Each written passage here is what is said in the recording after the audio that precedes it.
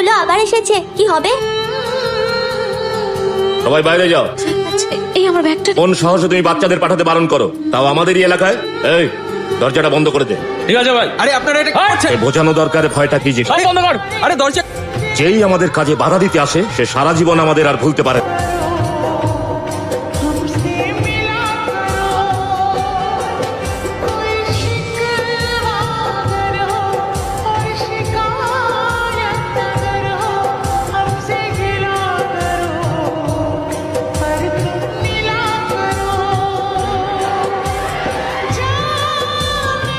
এবার কি দরজাটা খোলা যাবে? খুলবে ম্যাডাম, হ্যাঁ হ্যাঁ খুলবে। আরে এই দরজার চাবি কার কাছে আছে? আমার কাছে আছে। তাড়াতাড়ি দরজাটা খোল।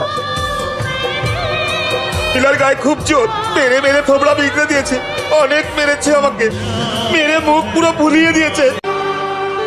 যাও, দাঁড়িয়ে আছো কেন? আপনারা বাচ্চাটাকে থামাচ্ছেন না কেন? বেকার ঝামেলা জড়াবো কেন? আপনি ওদের মারামারি থামাতে এত ভয় পাচ্ছেন কেন? আপনারও এর মধ্যে না ঢোকাই ভালো। বন্ধ করো এসব। থামো আমি বলছি। ছাড়ো। কি করছো তোমরা?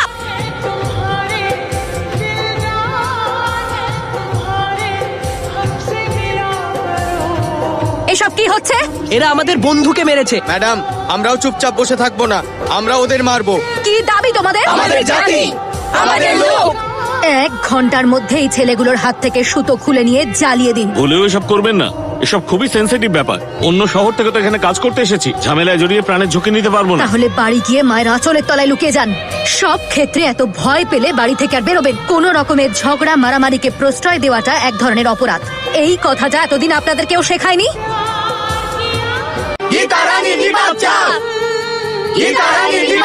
ইনি আমাদের নতুন প্রিন্সিপাল। আপনি কি প্রিন্সিপাল গীতা রানী? হ্যাঁ আমি। এই সিচুয়েশনটা হ্যান্ডেল করতে আমাদের সিনিয়র অফিসাররা আসছে, তাই আপাতত আপনি স্কুলের ভিতরে যেতে পারবেন। ওরা আমার বিরুদ্ধে স্লোগান তুলেছে, আমিই কথা বলবো। কিন্তু যদি কিছু উল্টোপাল্টা হয় তাহলে তার দায়িত্ব কে নেবে? তার দায়িত্ব আমিই নেব। আমার কথাটা শুনুন। আপনারা কি চান আমি এখান থেকে চলে যাই? তাহলে আমি এখনই রিজাইন করে চলে যাব। এবার খুশি তো? আমি চলে যাচ্ছি। তবে আমি আপনাদের 3টে প্রশ্ন করতে পারি? ব্যাস, আসবে এবার সবাই। রাজ্য সরকারের গত বছরের বাজেট কত ছিল? 1,90,00,000 কোটি টাকা, যার মধ্যে থেকে 70,000 কোটি টাকা বেতন আর পেনশন এই 2 খাতে খরচ হয়েছে, যেটা পুরো বাজেটের 35%।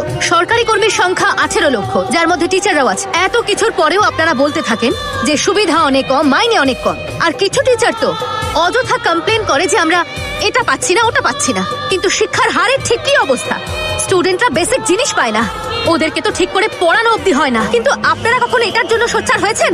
আপনি তো নেতা, আপনার পার্টি ঝান্ডা তো শহর জুড়ে, দিকে দিকে আপনার পার্টি অফিস রয়েছে। এসব না করে তো আপনি মানুষের বেসিক প্রয়োজনীয়তাগুলো বোঝার চেষ্টা করতে পারতেন। কিন্তু আপনি তো জাতির দোহাই দিয়ে মানুষের মধ্যে লড়াই লাগিয়ে দেন, আর সুযোগ বুঝে সিন্দুক ভরতে থাকেন। নিজের পোশাক গুন্ডা আর সাকরেতদের ছাড়া আর কারোর ভালো করেছেন কোনোদিন? আমি তোমার কোনো প্রশ্নের উত্তর দেবো না।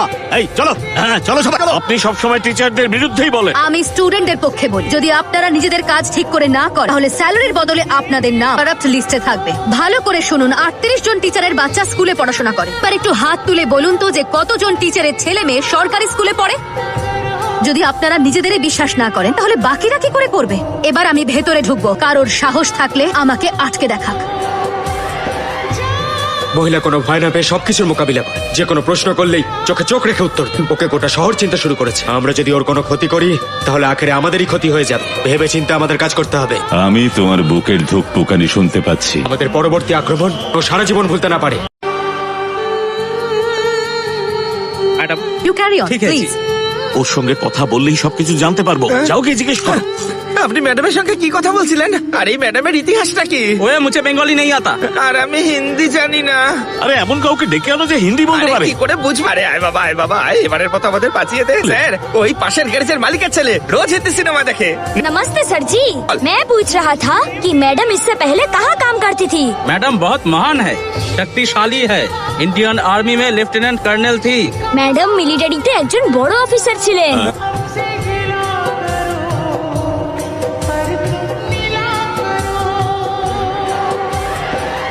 লড়াইতে 3টে জিনিস গুরুত্বপূর্ণ: আক্রমণ, আত্মরক্ষা আর অসফলতা। এই 3টে জিনিসই আমাদের নিয়ন্ত্রণে। আক্রমণ করলে আমরা সামনে এগোতে পারি, আত্মরক্ষা আমাদের শক্তি বৃদ্ধি করে, আর হার আমাদের নতুন জিনিস শেখা, অসফলতা আমাদের নতুন পথ দেখ। বোঝা গেল?